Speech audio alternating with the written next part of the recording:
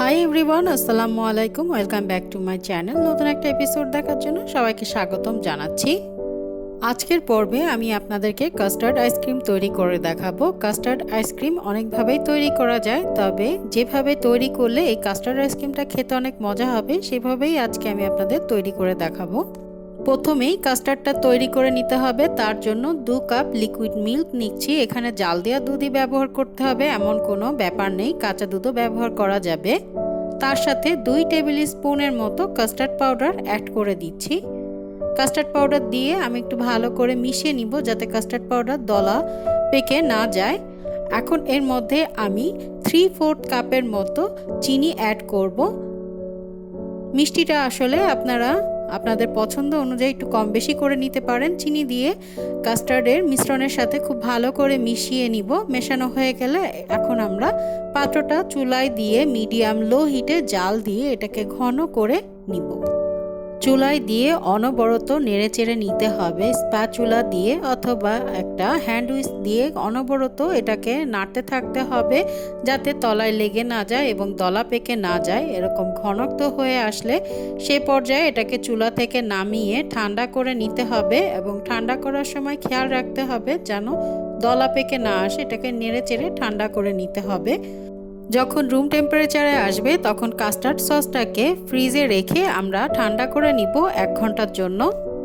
এই পর্যায়ে আমি 1 কাপের মতো ভিভো হুইপ ক্রিম নিয়েছি। আপনারা চাইলে এখানে হেভি ক্রিমও ব্যবহার করতে পারেন। আর এটাকে কিন্তু একেবারেই ঠান্ডা অবস্থায় নিতে হবে।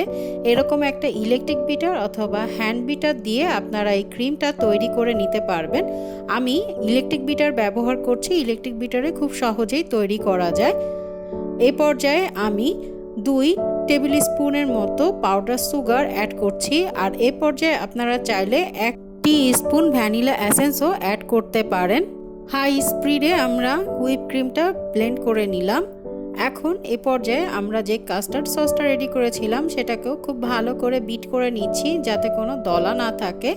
কাস্টার্ড পাউডার বিট করা হয়ে গেলে আমাদের হুইপ ক্রিম মিশ্রণের মধ্যে সম্পূর্ণ ঢেলে দিয়ে হাই স্পিডে এটাকে দ্রুত মিক্সড করে নিব এবং খুব বেশিক্ষণ মিক্সড করার কোনো প্রয়োজন নাই।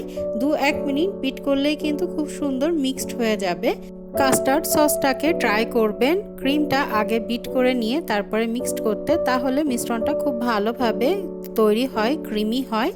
এখানে আমি যে পাত্রে আইসক্রিমটা সেট করব সেই পাত্রে আমি এখন আইসক্রিমের মিশ্রণটাকে ঢেলে নিচ্ছি।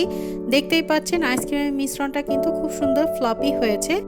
এখন কন্টেইনারে আইসক্রিমের মিশ্রণটা নেওয়া হয়ে গেলে একটা স্ক্রাবার দিয়ে উপর থেকে খুব সুন্দর করে মসৃণ করে দিব এবং আমরা এটাকে ডিপ ফ্রিজে রাখবো সারা রাতের জন্য। তারপরে জমে গেলে আমি আপনাদের পরিবেশন করে দেখাবো।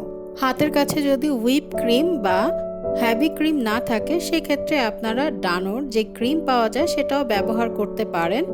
সারা রাত ফ্রিজে রাখার পরে দেখতেই পাচ্ছেন আইসক্রিমটা কিন্তু সম্পূর্ণ জমে গেছে এবং এই আইসক্রিমটা কিন্তু অনেক ক্রিমি হয়ে থাকে। আর এটাকে কিন্তু সেকেন্ড টাইম বিট করার কোনো প্রয়োজন হয় না আর ভেতরে কিন্তু বরফ ভাবও জমে থাকে না। এই আইসক্রিমটা যথেষ্ট ক্রিমি হয়ে থাকে।